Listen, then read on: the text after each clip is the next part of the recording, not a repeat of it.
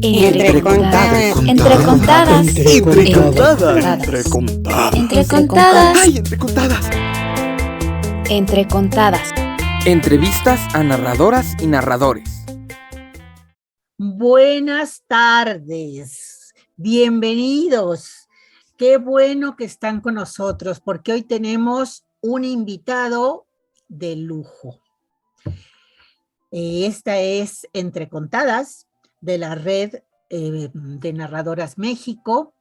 Y bueno, esta sección pretende dar a conocer la historia de la narración oral en México a través de sus protagonistas. En esta ocasión, el maestro Eddie Segura García está con nosotros. Y les voy a presentar muy breve. Bienvenido, Eddie. Muchísimas gracias, maestro. Un gran gusto, un gran placer. Desde Tampico, Tamaulipas, está Eddie con nosotros. Y bueno, les presento un breve semblanza de él. Él se asume como promotor cultural, narrador oral, maestro y director teatral, también animador de la lectura. Creo que se quedó corto porque hace bastantes cosas más. Empecemos con que es profesor de música de la Escuela de Música de la Universidad Autónoma de Tamaulipas y también ha incursionado en teatro, tanto escribiéndolo, dirigiéndolo y actuando.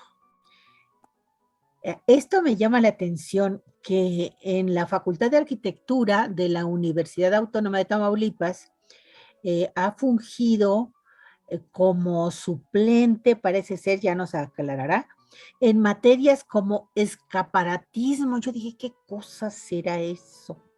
Diseño de escaparates. Diseño de escaparates de las tiendas y de los muebles y de todo eso, ¿verdad? Sí. ¿Y eso lo estudiaste dónde? ¿En la música? Sucedió hace algunos años, antes de estar haciendo otras cosas. Tuve el honor de ser invitado como profesor suplente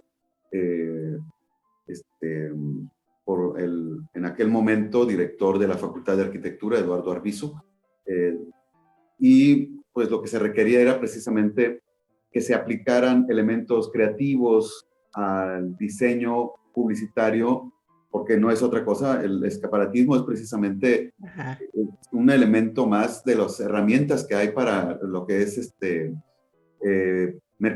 marketing o mercadotecnia aplicada en los centros comerciales, en las tiendas, por en supuesto, este caso, los escaparates. Tiene su chiste, indudablemente. Y bueno, hay algunos que son verdaderas obras de arte. Lo que no sé es que tú cómo llegas ahí, quién sabe. ¿De la música llegas directamente ahí? No. ¿Pasas por dónde?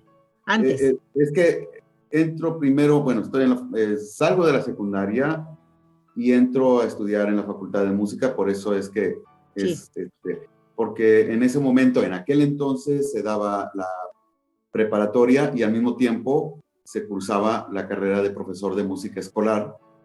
Mira.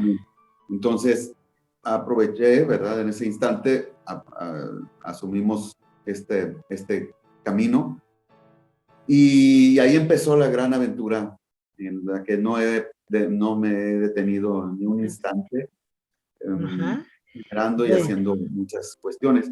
Pues hay una cosa, porque estuve ahí empezamos con un cuarteto de cuerdas, o sea, un cuarteto clásico. Ya lo veo acá en tu currículum, pero bueno, en especial me llamó la atención el escaparatismo porque como que no me cuadraba con la música y con el teatro, porque esto tiene que ver más con la arquitectura, parece ser, pero bueno pues, tiene que ver también con el diseño.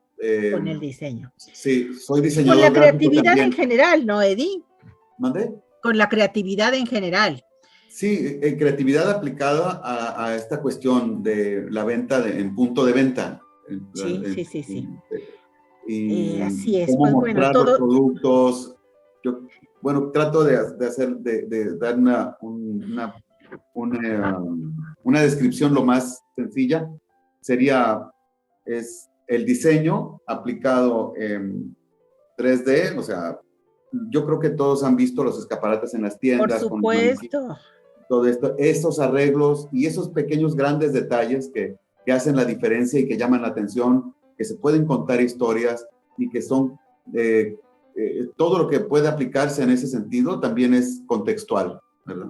Y Muy conceptual. bien. Muy bien. Bueno, también estuviste en la Orquesta Sinfónica de Sí. allá de la universidad y en un cuarteto clásico universitario, en otro folclórico latinoamericano llamado Sí. Cantares. Ganaste premio de poesía joven, o sea que también incursionas en la poesía. Y, y bueno, de alguna manera llegas después a la narración oral escénica, que ya nos contarás cómo llegas ahí. Sí. Y sigues además con lo de la poesía, espectáculos de poesía, ya te vi el Sí. otro día en Sí. Santa Catarina, ¿no? Y Sí. bueno, coincidimos en Cuba también, la hicimos de Sí. jurado allá. Pues, ¿cómo te defines tú, Eddie? ¿Quién es Eddie? Yo soy un hombre feliz, haciendo lo que me gusta, y viviendo de lo que me gusta. Eso así prácticamente podría ser. Soy un hombre feliz. Creo en Dios, creo en los valores fundamentales que nos unen como sociedad, Sí, que creo también en los principios que fundamentan todo esto que son pensar en los niños, pensar en los derechos de los niños, es pensar en los derechos del mundo y es pensar en los derechos de todos.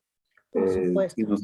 Si nosotros pensamos primero en los derechos de los niños, ahorita estoy preocupado, no quiero ahondar mucho, pero estoy preocupado por esta adultocentralismo, Adultocentrismo le llaman, sí.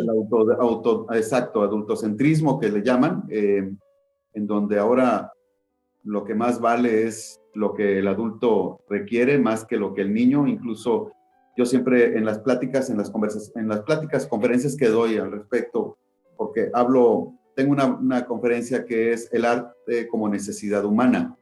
Y entonces hablo precisamente de la responsabilidad de los adultos por mantener y generar una cultura para niños. Los más grandes promotores deben ser los padres de esos niños. Pues y sí. yo les hago una pregunta nada más. Les digo, a ver, díganme qué música traen en sus coches. ¿Dónde traen a sus niños? ¿Qué música traen? Y les puedo asegurar que nadie trae música infantil. Entonces, es algo así de simple, es algo así de claro, ¿no? Es una preocupación y una ocupación cotidiana que tengo. Creo que esto es lo que le da sentido a mi quehacer como narrador oral, el poder darle el lugar a los niños y a los niños que hay en cada uno de los adultos que somos. Pues sí, así es. Oye, pero siempre ha sido así, ¿no?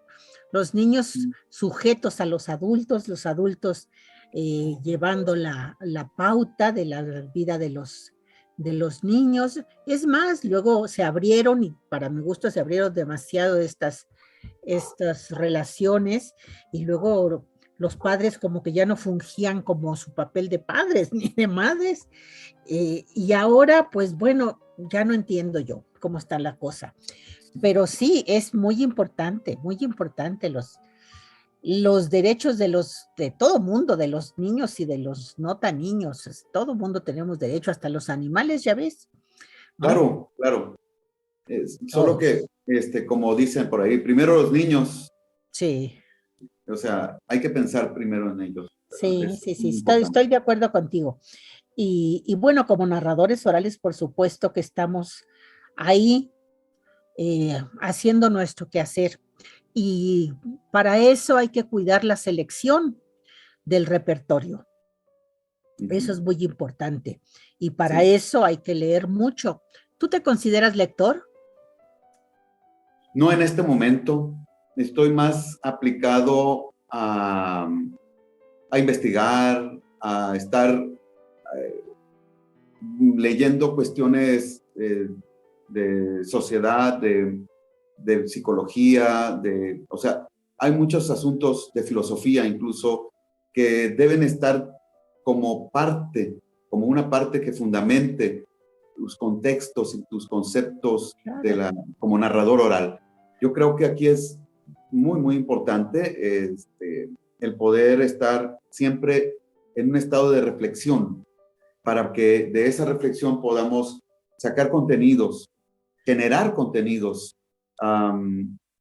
Sí. Cuando yo me enfrento bueno, no enfrento, más bien cuando me pongo de pie ante un público, siempre estoy pensando qué puedo aportar a través de las historias que voy a contar. Sé que algunos dicen, no, es que la narración oral no es exactamente o fundamentalmente, ¿qué podría decirse? Didáctica puede ser, ¿no? Didáctica. Sí, no necesariamente, no. Sin embargo, aprovecho. Para mí, un cuento es un caballo de Troya. Más allá de la literatura, es también muchas otras cosas. Por eso me encanta la narración oral. Por eso me gusta contar cuentos. Porque es como hacer una película Pues con sí. enormes contenidos en un lapso pequeñito y sin las grandes producciones que se requieren para hacer películas. Entonces, Sí. tú generas la película a través de tu narración. Tú generas la película a través Sí. de lo que tú estás Y en evocando. compañía de los otros, ¿no? Porque la hacemos conjuntamente con el público. Es Sí. una creación conjunta. Sí. Oye, pero, ¿qué te iba a decir? Pero entonces si eres lector, bueno, no, tal vez no de literatura como se pueda concebir, pero O sea, sí leo. Sin lees embargo, mucho.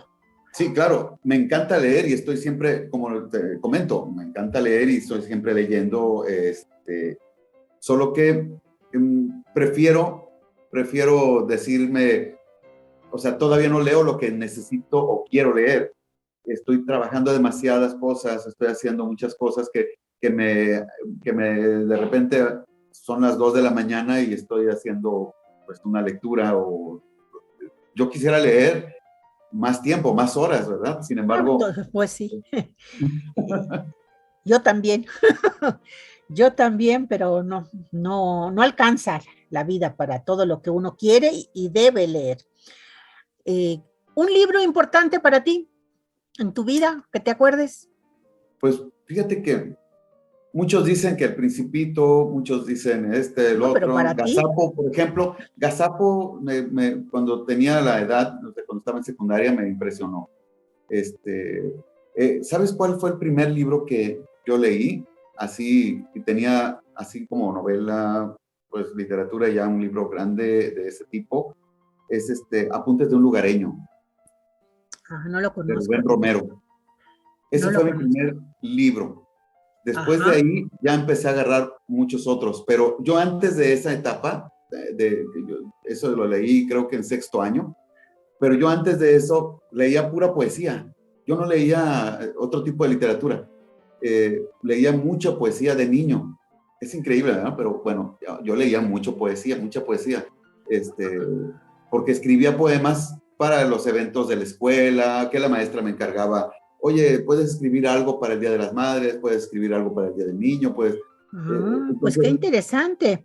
¿Y de dónde te nace eso? ¿Cómo surge tu gusto por la poesía y por el arte en general? ¿En tu familia hay alguien o qué ambiente te rodeó? Mira, yo soy nacido en Ciudad Reynosa, Tamaulipas. Ajá. Una ciudad de frontera. Sí. Escuchaba mucha música en inglés y mi familia, toda la familia materna es de petróleos, de petrolera, y la familia de mi padre fue director de una academia en San Luis, y él tenía muchos libros, y yo muy pequeño, yo agarraba los libros y los agarraba y los sacaba y los creo que me decía mi mamá que todavía estaba gateando y me gustaba ir a agarrarlos como si fueran juguetes, hasta que le los encerró en una vitrina mi papá. Sí. Y entonces mi mamá los sacaba y se ponía a leer. Me dice mi madre, dice que cuando era muy bebé, yo estaba así que me estaba con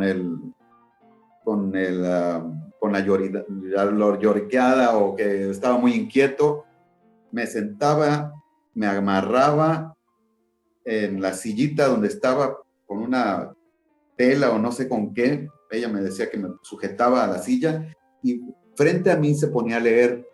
Me decía ella que le daba mucha risa porque cuando ella me estaba leyendo era cualquier cosa, una revista o un libro, lo que fuera.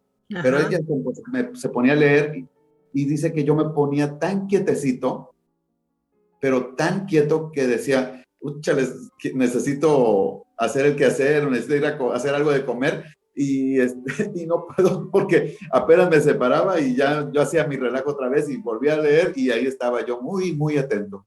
Entonces, como que mi oído, mi madre en este caso, yo creo que me ha de haber leído de una manera muy especial. Claro. Con sus entonaciones. Ella canta muy bonito. Bueno, ya tiene 77 años, pero siempre cantó y cantó muy bonito. Entonces, yo creo que desde ese momento me dio por esta inquietud de estar atendiendo a estos asuntos gráficos, visuales. Una cosa que también recuerdo es que me dice mi mamá que tenía un libro de Picasso, de la obra de Picasso, y que me encantaba, o sea, lo veía y lo volvía a ver y lo volvía a ver, y yo era un niño de 3 años y yo lo estaba leyendo y, bueno, viendo sus imágenes y todo, y no dejaba de verlo. Entonces creo que todo eso me influyó y tal vez me condicionó a ser observador en ese sentido. Seguramente que sí. ¿Eres hijo único? No, somos 4 hermanos, soy el mayor. ¿Y el mismo caso sucedió con los otros? No, fíjate, curiosamente no. ¿No? No. Pues entonces, ¿quién sabe de qué planeta llegaste? Otra hermana es enfermera, un hermano trabaja, mi hermano, el más pequeño, trabaja en plataformas, etcétera. Entonces, sí, sin embargo, todos tienen esa sensibilidad, o sea, les encanta escuchar música clásica, les gusta escuchar poesía, les gusta todo eso, les llama, disfrutan de las acciones culturales. Y eso es algo muy importante. Por supuesto. ¿Y qué opinan de que tú te dediques 100% a estas actividades culturales? No, ellos están contentísimos, felices. ¿Sí? Sí, siempre me están aplaudiendo. Ahorita, por ejemplo, ayer mi madre y mis 2 hermanas, escucharon el programa de radio que tengo en este momento con respecto a Navidad, Santa Claus, ¿verdad? Sí, de eso vamos a hablar al ratito, sí. Y dice que lo disfrutaron mucho, me hablaron, o sea, como si nunca me hubieran escuchado, y estaban bien emocionadas, digo, bueno. Pues, qué bueno. De madre, ¿no? Eso habla bien de ti y habla bien de ellos también. Oye, Eddie. A mí me da mucha risa porque, oye, pero si de repente me hablan y, buenas tardes, ¿cómo estás? Buenas tardes, o sea, y hago voces y bromeo, y mi hermano también es una botana andando. Mi hermano es súper chistoso, ¿no? Ah, ¿sí? Bueno, ya Sí. lo conoceremos. ¿Y cómo llegas a la narración oral? Fíjate que aquí quiero recordar muchas cosas, pero siempre uno es injusto, ¿verdad? La memoria es injusta, hasta la memoria escrita. Pero fíjate que desde muy jovencito, siempre, yo creo, fíjate, aquí me gustaría hacer un comentario muy personal. Uh-huh. No sé, yo tenía una especie de autismo, porque me daba Sí, o sea, podría pensarse Ajá. por mi accionar de niño. Yo, por ejemplo, aunque no me lo crean, los que me están viendo ahora, y aunque no me lo crea maestra, por Y los ejemplo, que te van a ver al ratito. sí, yo veía el pizarrón con tanta atención que podía ver que los números o las letras se podían mover. Ajá. Entonces, a mí me encantaba imaginar muchas cosas ahí en lo que estaba apuntando la maestra. Y me acuerdo mucho de Snoopy y de Carlitos, ¿cómo está? De repente la maestra se oye. Bueno, Ajá. llegaba un momento en que se me perdía lo que estaba diciendo y de repente reaccionaba cuando la maestra me decía, aprendan a Eddie, mira, él es un niño que está poniendo toda la atención en mi clase. Y la verdad es que solo le veía Y andabas en las nubes. y andaba en las nubes, sí, en las nubes, realmente. Entonces, iba yo a las tortillas, la típica, a ver, hijo, ve por las tortillas, y partía en mi nave espacial y veía el suelo como si fuera, yo estuviera en el cielo y veía el suelo como si fuera montañas y valles que cruzaba. O sea, realmente así era yo. Y esa es una condición que yo tuve desde niño. Me imaginaba tantas cosas, pero tantísimas cosas. Ujú. Y podía contar historias y yo me ponía a dibujar, hacía personajes, generaba. Yo, por ejemplo, tenía muy clara una historia con la que yo crecí, que era que había vida en otros planetas, que hay vida en otros planetas y que venían ellos y iban y venían y que eran amigos míos, habitantes de otros planetas que llegaban en sus naves invisibles y que no se dejaban ver por todos y que solamente a través de los sueños podía uno verlos. Y por eso me encantaba de repente acostarme y decir, hoy quiero verlos, quiero saludarlos, y me quedaba dormido y entonces empezaba a hacer ese viaje interestelar y era una cosa maravillosa. Ay, ¿qué edad tenías entonces? Yo creo que tenía 7 años, Sí, todavía a esa edad. 7 años. ¿Qué tal? ¿Y a eso por qué le llamas Bueno, autismo? Pues era imaginación, ¿no? sí, pero es que yo me la pasaba así, tanto despierto como dormido, yo creo. Bueno, entonces, esa para mí es una referencia, Ok. ¿sí? Es un antecedente que yo puedo considerar como parte de este desarrollo hacia la narración oral. Ok. Eh, por eso es tan importante que los niños sepan lo que está pasando consigo mismos cuando ocurre algo, que los adultos estén cerca y digan, este niño tiene este talento, este niño tiene este talento, este otro niño tiene acá, Claro. puede ir y empezar a forjar al ingeniero, al doctor, al maestro, al artista o lo que vaya a Claro. ser de grande. Pero yo creo, estoy seguro que si vemos en este pequeño esa inclinación hacia las matemáticas o hacia la ingeniería, canalizarlo, y tendremos a ingenieros súper geniales Claro. porque van a empezar desde niños. Y eso es algo Sí. que nos está faltando en ese sentido. Bueno, volviendo más bien, regresando al asunto, ¿no? Fíjate que pasaron los años y cuando empecé a dar clases a los 17 años, fue mi primera clase, fue cuando di por primera vez clases en una secundaria, invitada por mi maestra, aunque no me lo creas, de ciencias sociales. Ya ves que antes se dividía las ciencias sociales en historia, civismo y todo esto, pero Ah, todo estaba en una sola clase, que se sí. llamaba la asignatura Ciencias Sociales. Ujú. Entonces, yo en esa es la única clase que tuve 10 durante los 3 años de secundaria. Ujú. Y cuando la maestra se enteró que yo estaba estudiando para maestro, pues yo tenía 16, 15 años cuando yo entré, 15, 16, apenas cumplidos, cuando entré a la facultad. Y la maestra se emocionó, mi maestra Silvia Reina, me acuerdo, y todavía está, y ahorita es directora de una escuela secundaria. Ujú. Y me dice, oye, mira, me van a operar, me gustaría, tú que estás ahorita estudiando para maestro, me gustaría que tú me suplieras en estos meses que yo voy a estar fuera de mi asignatura. ¿Cómo ves? Y yo encantado, ¿verdad? Yo encantadísimo. Y así fue como di por primera vez clases. Y la clase que daba, pues, era ciencias sociales, historia, civismo, esas asignaturas. Qué bueno, qué bonito. Sí, sí, y siempre me ha gustado todo este asunto de la historia, ¿no? Pasa el tiempo y entro a un kinder a dar clases de artes y bueno, pues como es normal, niños de 3 años, 4 años, 5 años, empezaron ahí y decía yo, bueno, inventé un personaje en base a una sílaba que se usa en la música, que se llama papipu.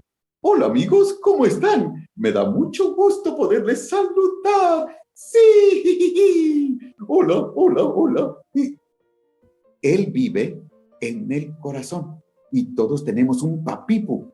Tú puedes sacar tu papipu que te acompaña cuando estés solito, cuando te sientas solo o triste. Ahí está tu papipu. Hola. Ujú. Eso fue hace unos, ¿qué serán? A ver, tenía 17, 18 años, yo creo. Uy, ya ni sé. Como hace como 30 años, yo creo, Muchos, 30 y muchos. tantos, 34, 35 años. Entonces, y así fue como empecé a dar clases de música a los pequeñitos, contándoles pequeñas historias de los instrumentos, etcétera, etcétera. Los convertía en personajes. Oye, pero ¿no etcétera. te dieron nervios de pasar de los larguiruchos de secundaria a los de 3 años? No, no, no, no, no, no. Fíjate, ay, maestra, acabas de tocar un punto, no sé, yo le llamo desfachatez. Tengo una gran desfachatez. No me importa no me interesa si me equivoco o no. O sea, o sea, Pues experimento o tienes claro. mucha confianza en ti.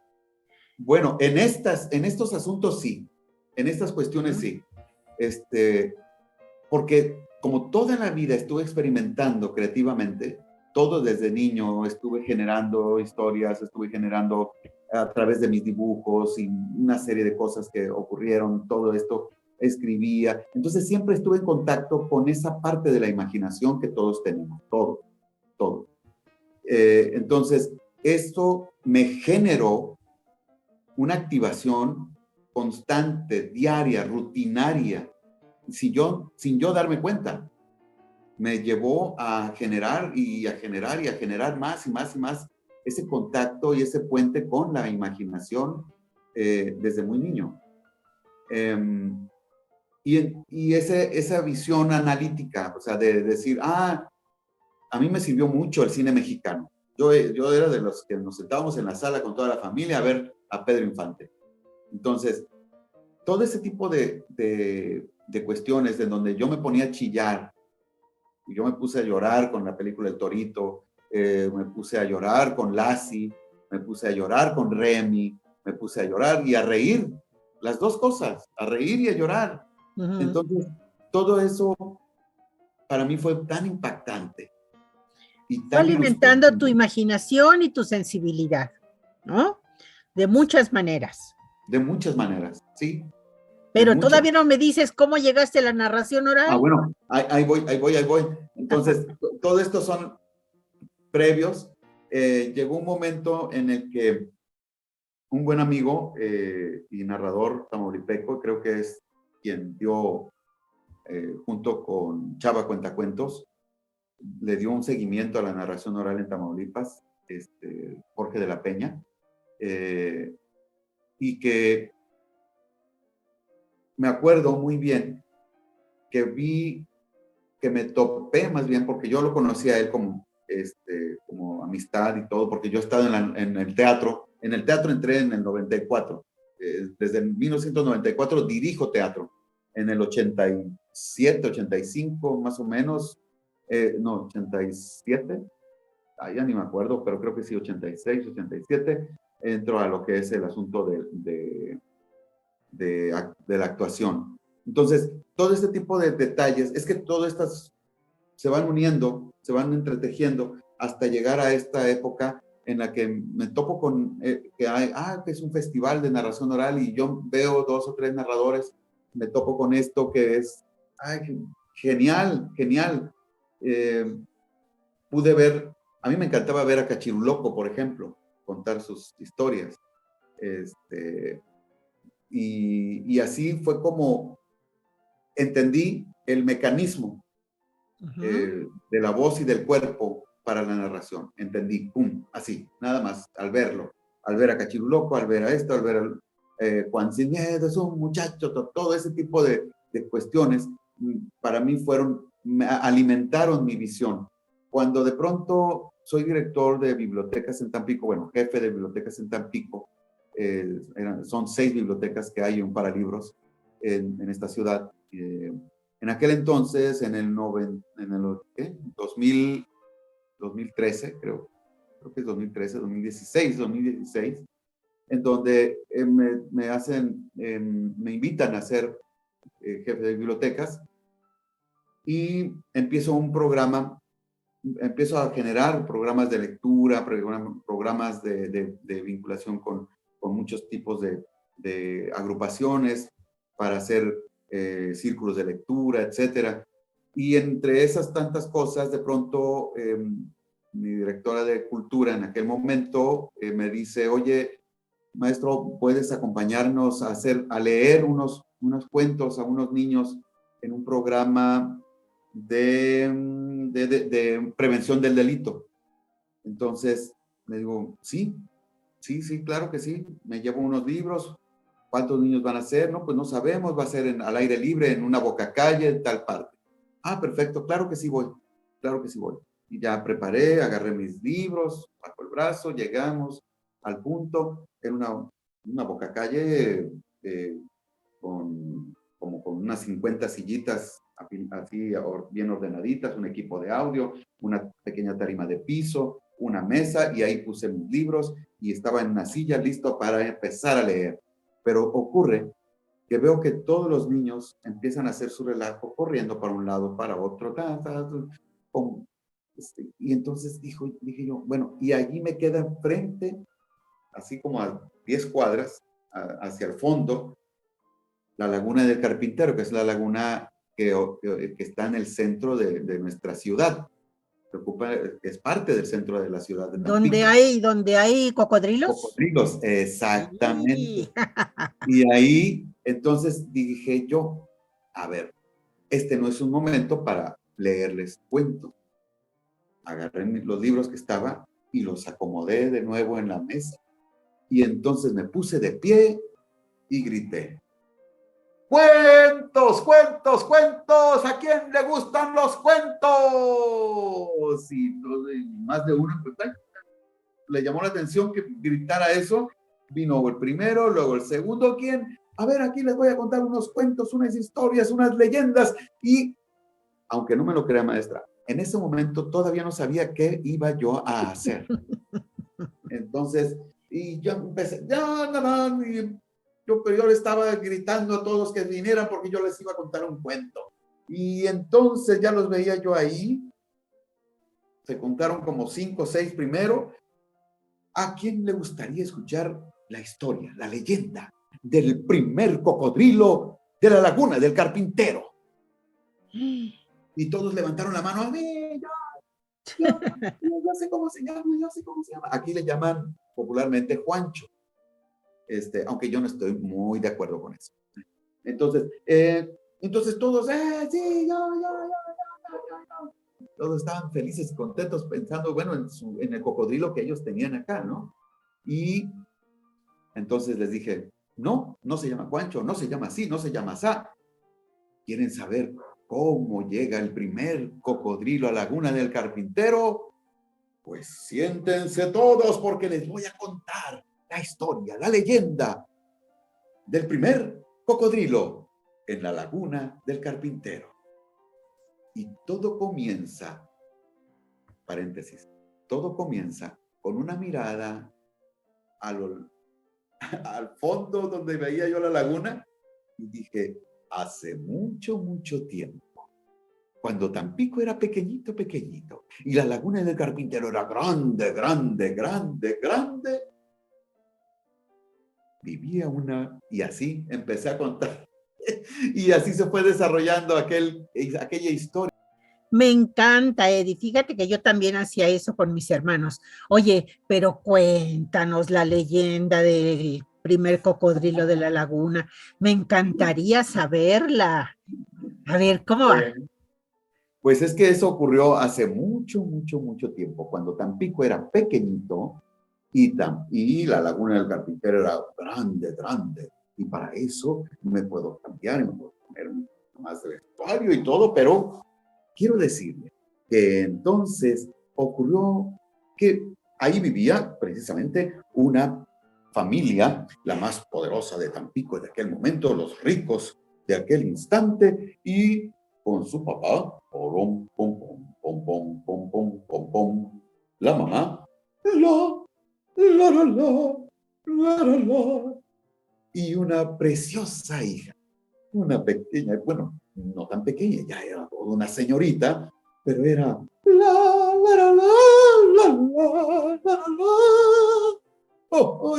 era hermosa, por dentro como por fuera, amable, le encantaba ir, ¿saben qué? Le encantaba ir al mercado a comprar las cosas del mandado, y eso que no era la patita de la canción, no. Entonces, ahí esta muchacha que se llamaba, ¿cómo le vamos a llamar? ¿Qué te parece si le ponemos Vivian? Y le vamos a poner Vivian, donde Vivian, siempre le encantaba ir todos los domingos con su papá, pom, pom, pom, pom, pom, pom, pom, pom, con su mamá, y Vivian, ay, Vivian, reluciente y relumbrante, una sonrisa que iluminaba todo, sí, y le encantaba ir al mercado a comprar todo. Sí, como no, me da, por favor, 1 kilo de papas, 1 kilo de, ay, sí, me da 1 kilo de arroz, sí, por favor, ay. Bueno, todo le encantaba. Y después de ahí, iban a casa a dejar las cosas y, por supuesto, se iban a la laguna del Carpintero a pasar el atardecer en aquellas aguas tranquilas.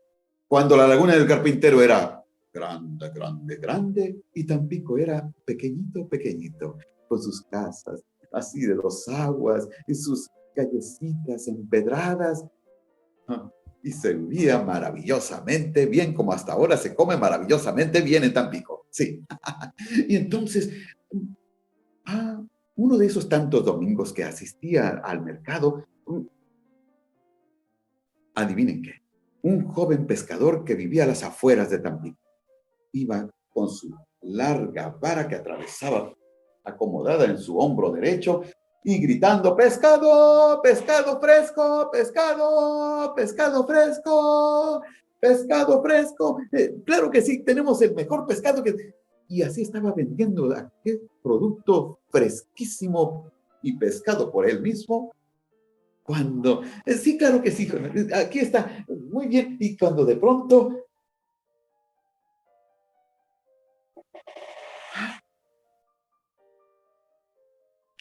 ¿Quién es esa muchacha que se ve ahí? ¿Quién es esa muchacha que trae ese vestido? Sí, exacto, la muchacha más hermosa, la más luminosa, la más... sí. Algo había ocurrido en... ¿Cómo le llamaremos a este personaje? A ver, díganme un nombre, por favor. ¿Cómo le quieren llamar? Carmelita. No, pero estamos hablando de ahora del joven pescador. El joven pescador.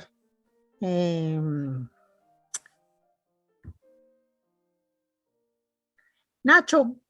Nacho, perfecto. Sí. Nacho estaba... también ya habían puesto Carmelo. Bueno, sí, Nacho Carmelo, puede ser Nacho Carmelo. Nacho Carmelo estaba así como que sorprendido de ver a Vivian.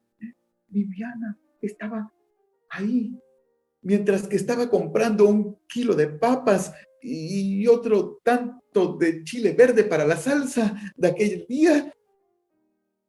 Nacho Carmelo la veía y desde entonces quedó completamente, absolutamente enamorada.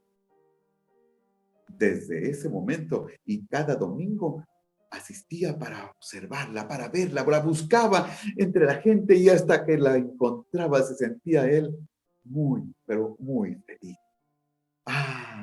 Pasaron los domingos y él siempre observaba cuando ella y su familia se encaminaban hacia la laguna del Carpintero a pasar el atardecer maravilloso en su lancha especialmente. Hermosos atardeceres en aquella lancha, mientras que Carmelo, Nacho Carmelo, la miraba a lo lejos desde la orilla. Pasaron un domingo, 2, 3, pasaron algunos meses hasta que Vivian pudo observar a Nacho Carmelo cuando nunca lo hubiera esperado. Cuando Vivian estaba precisamente comprando un kilo de que le encantaban precisamente las aceitunas, ahí estaba y de pronto miró a donde estaba Nacho Carmelo. Y desde la pequeña distancia que los separaba, Vivian tiqui, tiqui, tiqui, tiqui, tiqui, tiqui, tiqui, Ay, les hizo un guiño de ojo fantástico. Tiqui, tiqui, tiqui, tiqui, tiqui, tiqui.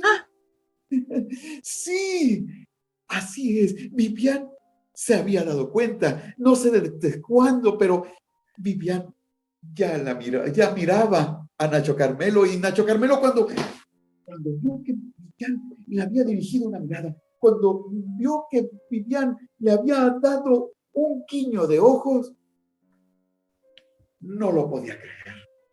Era el día más feliz de su vida.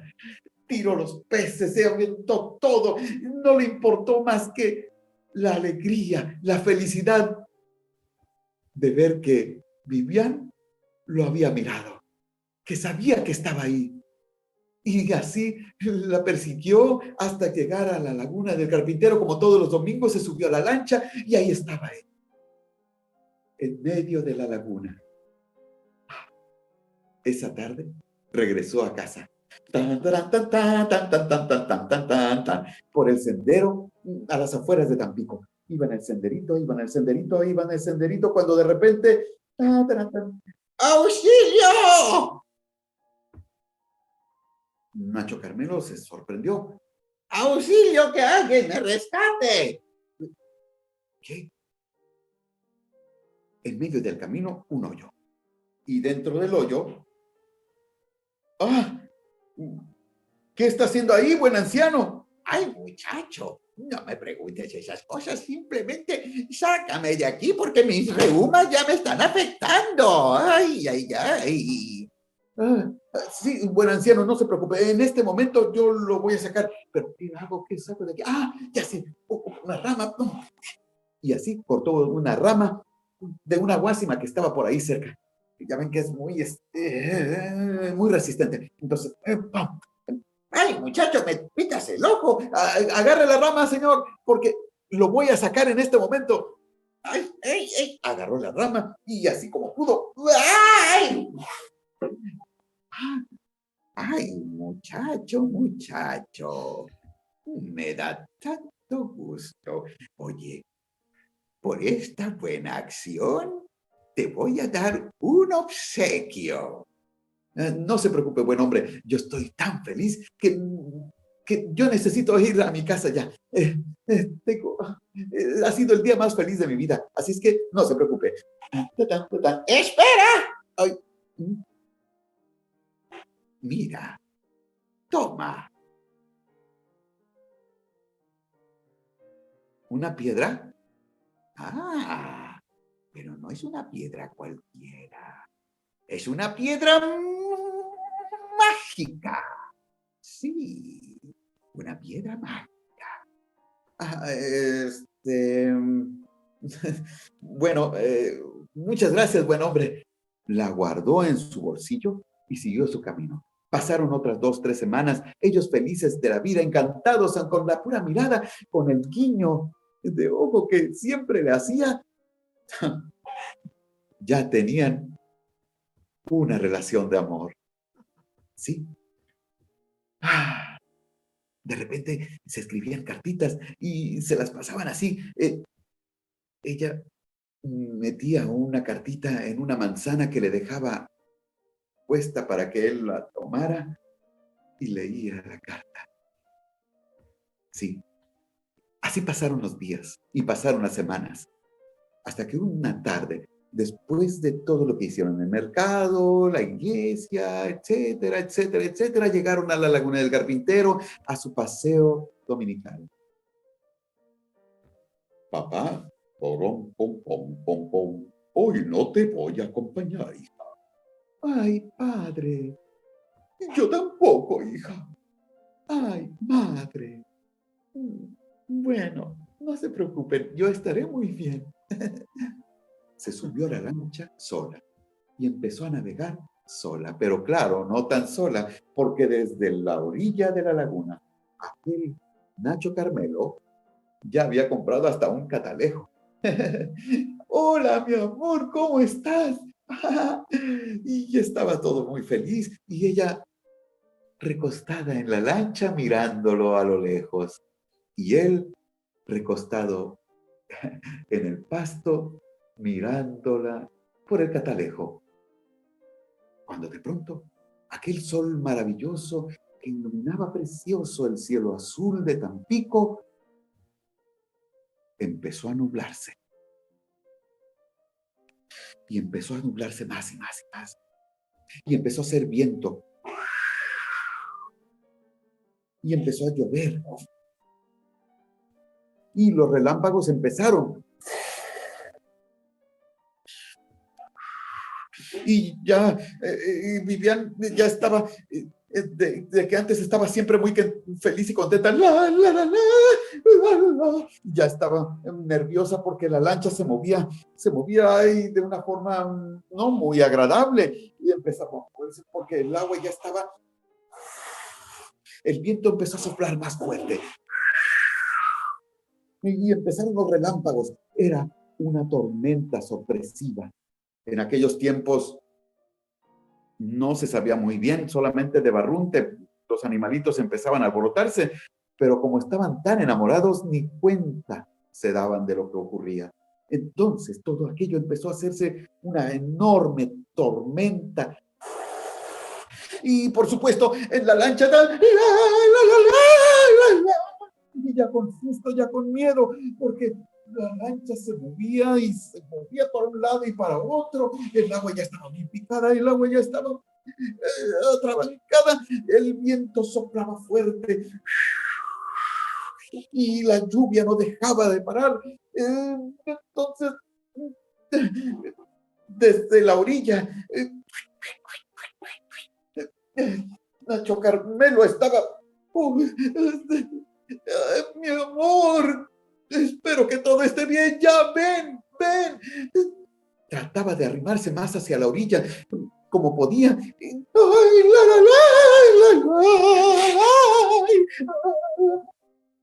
En ese momento, Nacho Carmelo se subió a lo más alto que pudo estar para poder observar perfectamente bien, porque ya estaba muy nervioso. Yo estaba muy nervioso porque veía como la lanchita a lo lejos se veía cómo se movía para un lado, para otro. Cuando de pronto sintió como la lancha empezó a moverse más y más y más y más y más y más y más. Y el miedo se apoderó de ella. No sabía nadar. Y el miedo se apoderó de él. No sabía nadar. La lancha empezó a moverse más y más y más, hasta que de un momento fue...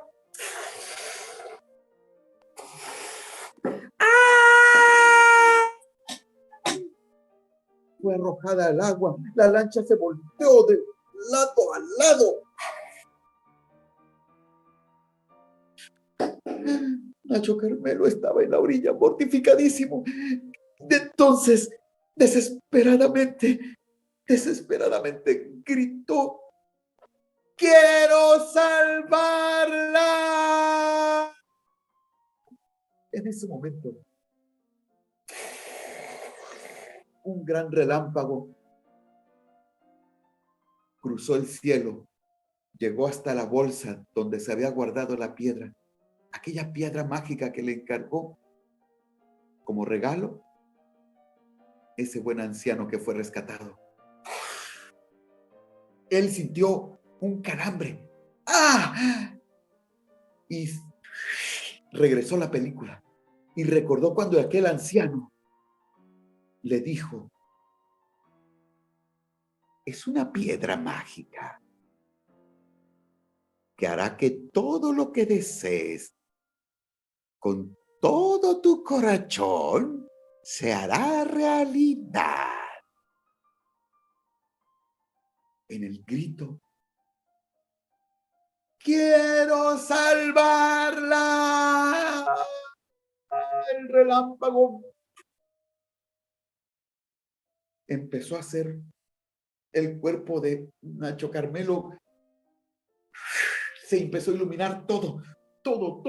Se perdieron los rasgos de él, se perdió la ropa, se perdió todo y se convirtió como en una gran figura de luminosa, grandiosamente luminosa. Mientras que la pobre Vivian, ¡auxilio! ¡Auxilio! Se estaba ahogando. ¡Auxilio! Nacho Carmelo era un ser de luz completito. Se aventó al agua, empezó a nadar. Sí, empezó a nadar. De pronto, mientras que ella estaba,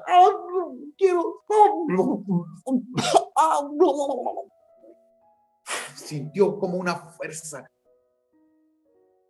era tomada de la cintura, con fuerza, pero al mismo tiempo con ternura. Fue llevada hasta la orilla. Y,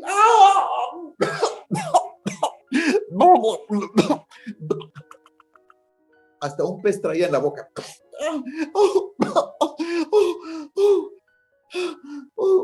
Mientras llovía, mientras seguía relámpagos, mientras seguía el viento. ¿Pero quién me ha salvado? Lentamente fue girando hacia donde sabía que estaba aquello que lo había salvado. Giró su mirada. Abrió los ojos bien, y de pronto, y entonces empieza a correr horrorizada. ¿Saben lo que había visto? Un enorme cocodrilo. Sí. Nacho Carmelo se había convertido en un cocodrilo porque era la única manera de poderla salvar. Así cuenta la leyenda, que pasaron algunos meses. Dice la leyenda que se escucharon las campanas de la iglesia meses después, porque Viviana y Nacho Carmelo, aquel joven y humilde pescador, estaban casándose. Cuenta la leyenda que de pronto pueden ustedes ver en la laguna del Carpintero, cuando vean ustedes dos cocodrilos nadando juntos hacia la caída del sol, es que están viendo a aquellos dos enamorados que eternizaron su amor con su propia magia. ¡Ay, qué bonito, Eddie! Así que por eso hay tantos cocodrilos en esa laguna. Sí, porque esta ciudad está llena de enamorados. Claro, claro, es que es la única manera de sobrevivir en este mundo. Es la única manera. Muy bien. Bueno, Y lo luego me pondría cuentas la lo historia de posible. las jaivas, que también debe ser buenísima. ¿Cómo sobreviven los jaivas? Tengo una Eh, historia de una jaiba también. De esas ¿Verdad? Pues sí, es historias buenísima. animales. Pero el tiempo se nos está yendo. ¿Cómo has visto el movimiento de narración oral allá en Tamaulipas? Sí, se cuenta mucho, hay mucho entusiasmo o no tanto. Pues yo creo que hay, como en todas partes, hay movimiento que de pronto, pues, no se visibiliza, pero que siempre está. Mira, en Tampico hay una gran cantidad de acciones culturales muy, muy buenas, muy padres. Aquí tenemos orquesta sinfónica, tenemos otra orquesta juvenil también sinfónica, tenemos otra orquesta en la facultad, o sea, hay cuartetos, hay quintetos, hay grupos de cuerdas por todas partes y que no es una ciudad grande, es una ciudad de aproximadamente de unos 250,000 habitantes a 200,000, Ajá. 250,000, pero que ya se junta con la población de Ciudad Madero, que es una ciudad que queda cruzando una calle, que queda también Altamira, que es otra ciudad que está hermanada, es todo un esquema metropolitano. Está Pánuco, Veracruz, está Ujú. a 20 minutos, cruzando el río, porque Tampico está precisamente en el río Pánuco, ahí está su límite, y el mar, el río Pánuco y el mar, y las lagunas del Chairel, que están atrás de la parte Sí. de noreste, este de la ciudad, y por supuesto, Pueblo Viejo, Tampico Alto. Pero cuentan o no cuentan mucho allá, o es más musical el ambiente, No, o qué. es que todo, yo creo que hay una gran cantidad de, de acciones culturales. Aquí hay una gran cantidad de todo, de teatro, de música, de, el- pues, de verdad, yo me siento muy honrado de poder ser parte de una ciudad con tantas acciones culturales constantes. Ajá, entonces Tanto, sí, sí tienen actividades de narración oral frecuentes y a buen nivel, ¿crees tú? eh, bueno, no hay tanta constancia en el asunto de la narración. Ajá. Tanta constancia, no hay mucho, no hay una gran actividad que pueda decirse cada fin de semana hay actividad. Talleres, conferencias sobre narración, nada de eso. No hay mucho de eso. Mm, Sin embargo, por ejemplo, algo que sí está ocurriendo es que aquí hay el encargado de publicaciones del Instituto Tamaulipeco para la Cultura y las Artes, el ITCA, Luis Montelongo, es un cuate que está apoyando mucho esta cuestión a nivel estatal, a través de acciones muy concretas, como por ejemplo el desarrollo él tiene una, que se llama una caravana de lectura muy bonita, y donde van de ciudad en ciudad, y hay acciones de cuentacuentos, llega a una ciudad, se hace lo que es una biblioteca móvil donde van los sí, sí, niños y el sí. Pero narrador. eso va más al fomento a la lectura, ¿no? Sí, exactamente. Más al fomento a la lectura que Y al que de arte alguna de la manera, narración en sí. pero hay algo muy importante, o sea, ese fomento a la lectura está acompañado también de la narración oral. Y creo que eso es algo que se aplaude, ¿verdad? Sí, sí, sí. Lo que pasa es que luego creen que la narración oral es solo para el fomento a la lectura y es una Sí, de sus bondades, exactamente. pero por sí misma tiene que sostenerse como un arte escénico, ¿no? Totalmente. De hecho, precisamente, si nos presentamos la semana pasada en Ciudad Victoria, Tamaulipas, dentro de un festival de teatro, Sí, eh, me contaste. sí, y que es un encuentro de teatro que tiene 40 años de Sí, sí, haberse sí. realizado, y que en esta época, solamente en este momento, eh, mi buen amigo y narrador tamaulipeco Jorge de la Peña y un servidor Sí. fuimos invitados a tener este encuentro de un narrador. ¿Qué hace un narrador? Y cómo forma parte precisamente de las artes escénicas. cómo es parte. ¿Y cómo se sintieron ustedes ahí Excelente. conjuntamente con los teatreros? No, fue un recibimiento maravilloso, fue fenomenal, fue Qué genial. bueno. Algunos se acercaron y dijeron, es que es teatro. Sí, es parte. De alguna una modalidad podría ser, ¿verdad? Claro que sí. Solo que en este sentido, en donde no hay escenografía, donde no hay un vestuario No, exprofesamente. ni memorización de textos, además. Sí, o sea, hay una serie de elementos que no cumplen con el rigor del teatro. Exacto. Y que sin embargo, la acción que se cumple en el escenario es una acción teatral escénica, interesantísima y muy profunda. Sí, pues escénica diremos, ¿no? Sí. Son parientas el teatro y la narración oral, como primas cercanas, pero Sí, cada quien en su lugar. Incluso por ahí podríamos decir que es probable que el teatro haya nacido de la narración. Sí, también yo lo creo. Así es. Pues ya se nos va acabando el tiempo, pero cuéntanos, ¿qué andas haciendo en la radio?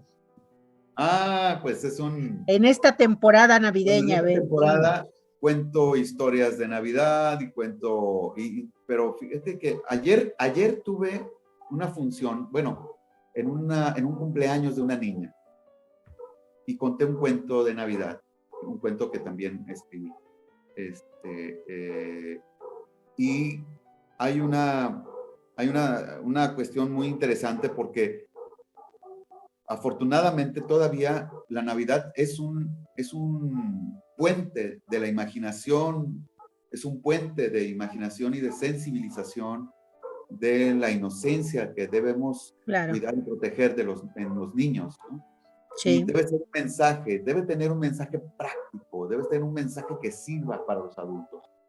Y ese mensaje precisamente es recuperar pues lo más importante, que es el buen deseo de que ocurran cosas buenas para el otro, y que a través de regalar una sonrisa te regales a ti mismo algo maravilloso. Estar conscientes de lo que puedes dar. Mira, yo creo en lo mejor de ti. Es una frase con la que yo trabajo todo el tiempo, desde que daba clases a pequeños niños, desde hace 30 años. Es una frase que yo le puse a los niños con este símbolo. Y yo les decía así: creo en lo mejor de ti. Muy bien. ¿Y eso es lo que haces en la radio también? En la radio me pongo mi voz de Santa Claus. ¿Con gorrito de Santa Claus? ¿Gorrito? Sí. Mira, te voy a decir, por ejemplo, barbitas de Santa Claus, bigotes de Santa Claus. Creo que fue a llamar a Santa Claus. Eddie, no te vayas. Trae a Santa Claus, por favor. A ver qué nos va a decir en estos tiempos caóticos, pandémicos, terroríficos. ¿En qué nos puede ayudar Santa Claus? Habrá que pedirle que saque lo mejor de nosotros en estos días de espiritualidad, de buenas intenciones, y que nos regale mucha esperanza, que nos regale mucha fe, mucha salud, muchas sorpresas y muchos cuentos, buenos cuentos. Cuentos para contar, para reír. ¡Ay, ya llegó Santa! Hola, pequeños y pequeñas de todas las edades. ¡Qué alegría me da! Hola, Santa. Hola, pequeña Vivian. Sé que eres una niña muy buena y que piensas siempre en las historias que hacen que todos sueñen. que todos compartan lo mejor que cada uno tiene. Es Sí. algo maravilloso. ¿Ya te llegó mi cartita, Santa? Te escribí una carta. Oh, sí. Y Sí, una cartita. ¿Te llegó? claro que sí, pequeña. Ay, Y a qué todos bueno. ustedes, chiquitines de todas las edades. Compartamos lo mejor que podamos tener en nuestro corazón. Seamos reflexivos. Este es un buen momento para hacerlo. Y sobre todo porque estamos viviendo tiempos complicados. Y así es que compartir lo mejor de ti es lo mejor que podemos hacer. Por supuesto, todos tenemos algo para regalar. ¿Cómo te quieres despedir, Santa? Oh, deseándoles unas fiestas maravillosas. Feliz Navidad a todos y cada uno de ustedes. Y por favor, les encargo mucho. Defendamos la inocencia de nuestros niños. Cuidémonos unos a los otros. Que tengan una Navidad fantástica. Y recuerden Gracias, que la Navidad Santa. nace en el corazón de todos y cada uno de ustedes, pequeños. Por supuesto. Están apuntaditos en mi libro mágico. Gracias, Santa. Nos despides de Eddie. Qué Sí, bueno que claro que estuvieron sí. aquí desde Tamaulipas. Jojojo, jojojo, jijiji. Saludos a la señora Claus. Claro que sí. Ahí está haciendo. Adiós. Adiós. Adiós, amigos. Pórtense Nos vemos en bien, la radio. pórtense bien. En la radio estoy ahorita a las 8 de la noche. Sí, hoy a las 8 estaré en radio, en Radiorama Tamaulipas, por supuesto, y podrán hacerlo en internet. Ah, claro, vamos a conectarnos para escucharte. Sí. Sí, para platicar contigo a través de la radio, ese medio maravilloso. Gracias por estar con nosotros. Gracias, Santa. Gracias, Eddie. Feliz Navidad a todos. Adiós, amigos. Gracias a la red de Tejedoras México. Esto fue Entre Contadas.